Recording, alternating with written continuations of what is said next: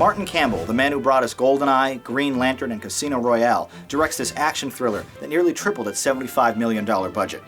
Despite being released in December of 2000, this 124-minute feature feels fresh out of the 90s. There's a certain quaintness and unrestrained fun from action films of that era, back when movies mixed chaotic excitement with unbelievable stunts.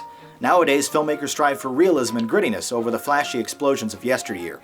In the wake of 9/11, I understand the reasoning behind this broader thematic shift. The world was a darker, scarier, more uncertain place, but damn do I miss the carefree nonsense movies like Vertical Limit brought to the screen.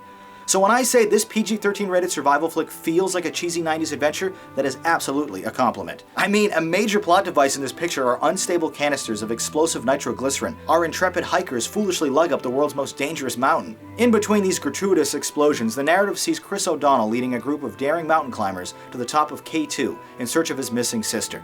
The large cast of familiar faces includes the cute but resourceful Robin Tooney, Scott Glenn as a mysterious and scary mountain man, and Bill Paxton as a cocksure thrill-seeker who goads a cautious companion by rudely reminding him of the mountain. I mean, did you really think she was going to lift up her skirt and pull her panties down? Former Bond girl Isabella Scoruppo and Star Trek alum Alexander Siddig also portray fellow climbers.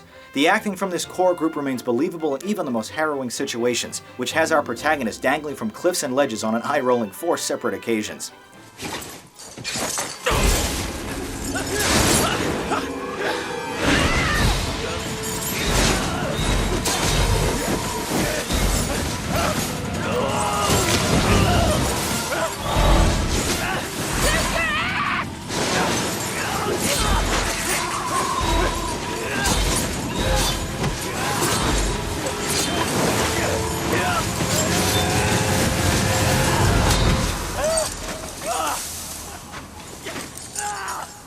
The premise of their rescue mission is to ascend the world's harshest peak as quick as possible, but nearly every time we check on their progress, they're sitting around and delivering speeches to one another.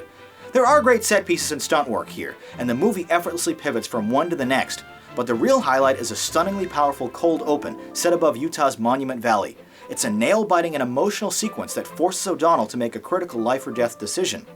This 5-minute prologue is so profoundly intense, it honestly makes the remainder of the picture a disappointment, especially since the next half hour is devoted entirely to character introductions. Commendably, the quickly paced movie is photographed on location at various mountain ranges around the world, lending much-needed realism to the ridiculous story.